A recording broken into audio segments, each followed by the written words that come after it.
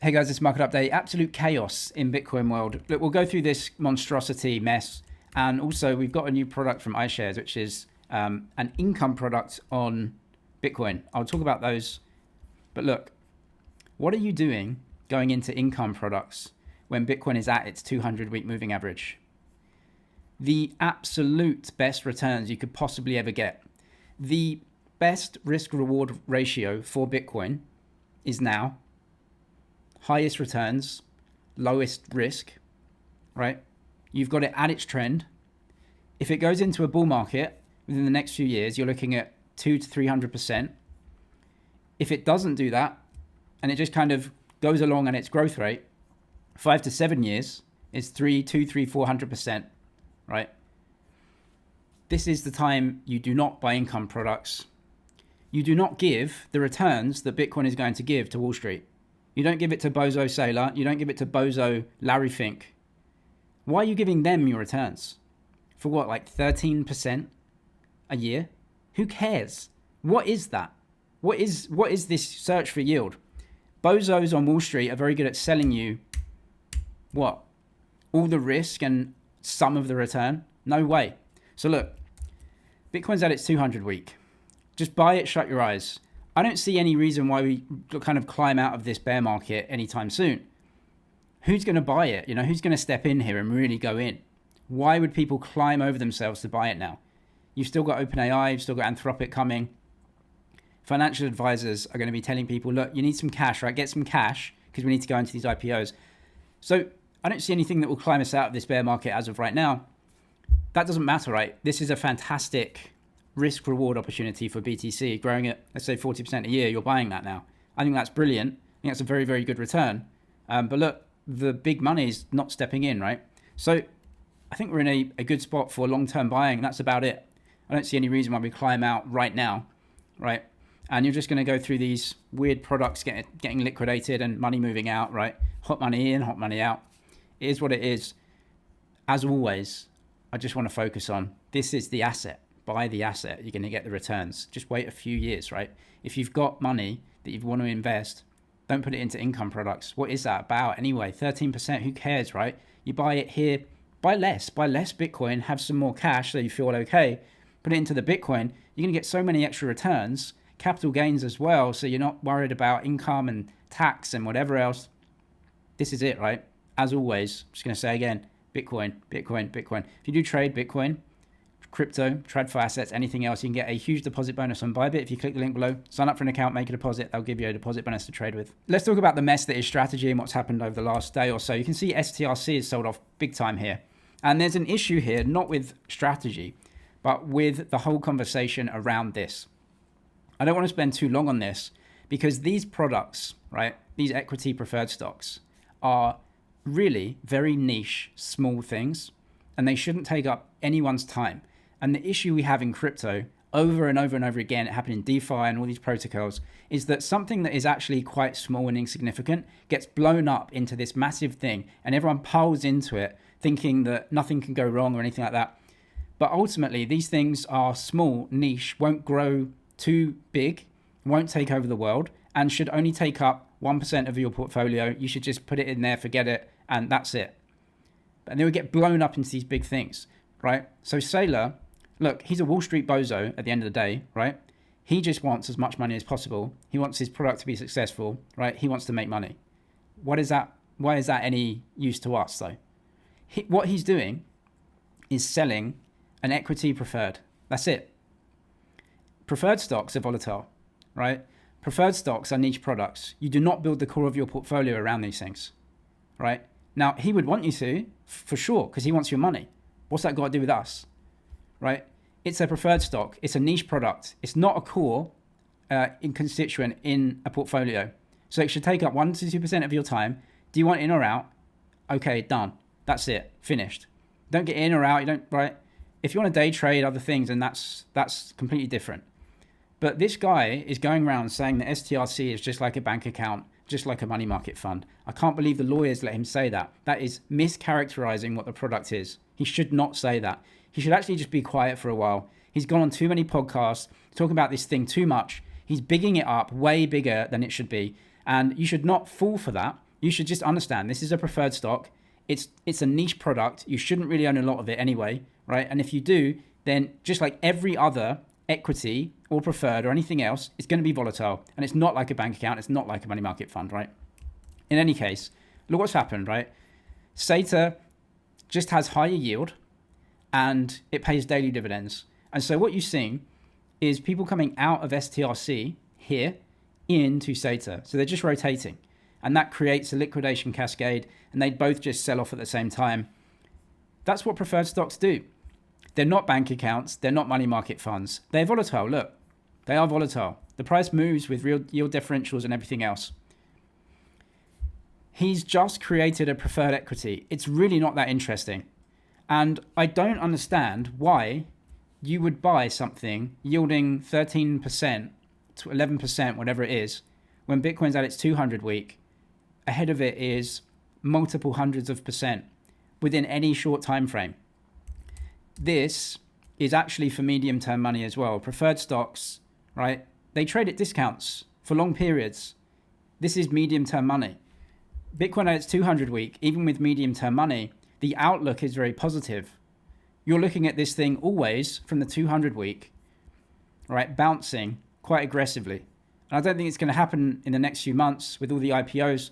But the risk reward is just buying Bitcoin here and not these stupid equities, which people talk about way too much. Seller needs to just be quiet. He just needs to go away. Stop talking about, we've stripped the volatility, the amazing Sharpe ratio of this thing. What are you talking about, man? You're just taking people's money and buying Bitcoin and giving them some little bit back. It's really not that interesting. So look, I think they'll be fine as a company or whatever, but it's just not, it's actually just not interesting. It really isn't. Why do you want 13% when you should be buying? I mean, the Nasdaq's gone up like 30% in the last year. You know what I mean? Like, these things are a small percent of your income bucket, if you even have one. And that's it. And the volatility is expected, actually. So if you're in these, you should expect volatility. They're not money market funds. They're going to be volatile like this. 5 to 7 year money. If you want some yield, okay, go in and then forget it. Don't worry about the price going down. That's actually what is usually going to happen to a preferred equity. Right? He's mis-selling it. Don't listen to bozos. Just know what this is. The preferred equity, it's going to be volatile. 5 to 7 year money, you're going to make 13% a year. Maybe a little bit more now because you're buying it at a discount. It's going to go back to par at some point probably. But why not just buy Bitcoin at its 200 week? That's the better trade, right? Also, this new fund from BlackRock has come to market as well. So what they do, right? This is a strategy that JP Morgan have popularized with JEPI and JEPQ, which is a certain strategy. Now, JEPI, I think, is on the S&P, and then JEPQ is on the NASDAQ. So this is what's called a covered call strategy. So what they do, they take your money, they go and buy the index, and then they just sell calls against it monthly. And the calls, when you're selling options, you receive premiums. So when you sell an option, someone's buying that option, they give you the premium. So the outcome here is that you give them your money, you have some exposure to the underlying asset. So for JEPI, it's the S&P. For JEPQ, it's the NASDAQ. For BITA, if you want to call it that, BitA, whatever it is, they're buying Bitcoin with it. So you have some exposure to that. But they're selling calls against it. So what's going to happen is you're going to receive that options premium income as an income, and that gets paid to you monthly. The other thing you get is if the options get exercised, meaning when you sell calls, you're giving someone else the right to buy the Bitcoin at some certain price. Now, if they exercise the option, it's because Bitcoin is at a higher price than the option strike price, right? So they're making money. They've paid you some money for the option to buy a Bitcoin at 100,000. If Bitcoin's at 120, they will exercise the option, buy yours at 100, then they can immediately sell at 120. You miss out on that upside because you're selling the option to someone else. So you get premium income from the options, but if the price goes up a lot, you also just sell the Bitcoin and then you get the cash and they'll return that cash to you as well. So what you're doing here is selling some of the upside of Bitcoin in order to get options premiums and potential just sell the Bitcoin. Now, they say that they're going to aim for some of Bitcoin's upside plus this income. That's fine if you want to get into something like that. So for example, the JEPQ from JP Morgan, I think that's yielding about 10% a year. Now, in the last year, the Nasdaq's gone up 33%, I believe. So that's what you're giving up, right? You're giving up potential upside there, and you're getting some, income. Now, the income can go down as well. If the Nasdaq index falls, then your exposure to that is also going to come down a little bit as well. So look, again, this is a niche product for a small portion of your income portfolio, and that's about it. Give it a couple of minutes thought if you just want to diversify your income. The thing is, though, is that how are distributions taxed? Well, that's going to depend on where you live in the world and how much of the income that they earn is from the options premiums versus just selling the Bitcoin. For the most part, what they try and do, JP Morgan does this, is they try and make sure that the fund is returning capital as dividends. So the dividends are counted as return of capital versus just regular income, because that has a lower tax treatment. Look, if you're a young person and you're working, like, income like this is not good. It's not good from a tax standpoint, because what you're doing, instead of just waiting for Bitcoin to go up and getting all of the upside, right? And you don't have to sell it, which means there's no tax, right? If you're not selling it, you're not making a capital gain. What you're doing here is selling it. So you're selling something, getting the income. What are you doing with that income? If you're reinvesting it, then just buy the Bitcoin. Because what you're doing with these distributions is you're opening yourself up to a tax liability on something that you didn't need to sell in the first place. So they're selling, potentially the income can be tax-free, but there is a potential that it might not be. So you're paying taxes on something that you didn't need to sell, and then you're reinvesting it in the same thing anyway. If you're a young person and you have a 5 to 7 year time horizon, buying Bitcoin at the 200 week is the move. These things, look, again, if you've got an income part of your portfolio and you want to diversify it, it's literally going to take a few minutes of your time. That's it. Forget about it. 5, 7 years. But if you're a young person with income, it's literally just buy the assets, right? So I've made 33% on my Nasdaq holdings this year. If I need to, I can sell 5% or 3% for a bit of cash. I think that's the better way. Just extend your time horizon. You don't need to go into these bozo products. These are bozo Wall Street products at the end of the day. The Nasdaq is up 33% over the last 12 months, and it usually annualizes at 18%.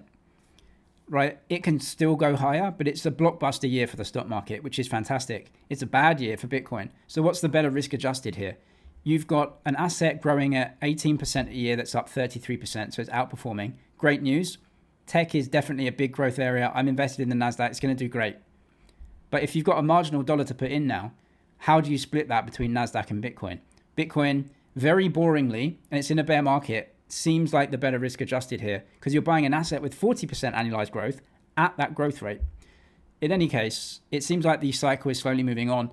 Look, retail investors are starting to pick up. Large investors are starting to pick up in terms of their buying and holdings. And the Bitcoin cycle just carries on as normal. The 4-year cycle isn't over. We literally peaked at the exact same time as the previous 2 cycles. We're down here.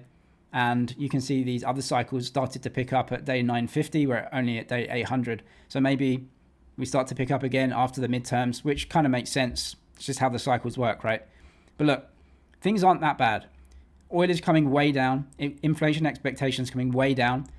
I think what the Fed want to do is probably stay hawkish whilst that starts to feed through, so that they can really get inflation down, because it's kind of elevated, right? So maybe they want to get that down a little bit, and then they pretend to be hawkish, and then as the inflation starts to tick over, as oil starts to feed through, hopefully prices stay steady and get a bit soft, then they can maybe change their wording to be a little bit more dovish. I don't think they need to be. There is an economic boom happening. Interest rates are not going to go back to zero. That's fine. Bitcoin doesn't need those. Bitcoin is just going through its normal cycle. But look, bull bear market cycle indicator. We're in a bear market. It can carry on for longer. It can get a bit worse. So what? This is the time you actually step in and buy it, right? And you don't buy 13% yield products when Bitcoin's at its 200 week. You buy the actual Bitcoin. You buy the thing that can grow, right? The Nasdaq's up 33% this year. You want to buy Bitcoin and then just wait a couple of years. And when it has its move, it's going to be up 300% in that year, not 30%, right? Don't forget why we're in Bitcoin. When the thing moves, it goes up 300 to 500%, not 30%. Now, I can take a couple of years where it's down a bit. I don't care, right? Because the actual growth rate is higher. When you get a big move, it's not 30, it's 300. That's what I'm in for. So close to 89% of all circulating Bitcoin hasn't moved. This typically happens when you get very soft prices, right? People are like, well, I'm not selling. I'm just going to not trade or do anything. So that's an indicator of some, sell-off event, bear market event. And then when the trading starts to climb up again, that's actually where you get bull markets. Again, just an indicator of we're in a bear market. It's time to just dollar cost average and buy the Bitcoin itself and not any Wall Street products. Look, bear market here. You just stay consistent. You don't even have to buy that much, right? Because if the thing is going to go 300% in a next move to the upside, you don't need to buy that much. You can get your good returns there. So look, the true market mean under 0. Just slowly dollar cost average in. You can see Fed rate expectations climbed, right? They're actually much more hawkish now. This is a feed through from the war, right? High energy prices, the rate expectations and inflation expectations start to climb up. But of course, what we're seeing now is that oil is coming way down. So this, over time, let's say the next 3 to 6 months, may actually start to come down as well. You may see the bottom of the bear market for BTC. 2-year inflation, break-evens are collapsing. That's good. It's good news. The Fed shouldn't move yet. Just calm down. Everyone calm down. Give it another 3 to 6 months. But 3 to 6 months is after the midterms, which is when Bitcoin usually starts to pick up again. I think it's just all coming at the exact same rate as other times. Bitcoin at the 200 week. That's it. So if you trade Bitcoin, crypto, anything else, you can trade them all on Bybit now. Click the link below. They'll give you up to $30,000 as a deposit bonus when you're a new user. I'm James, this is ManZG. Cheers for watching, and I'll see you in the next one.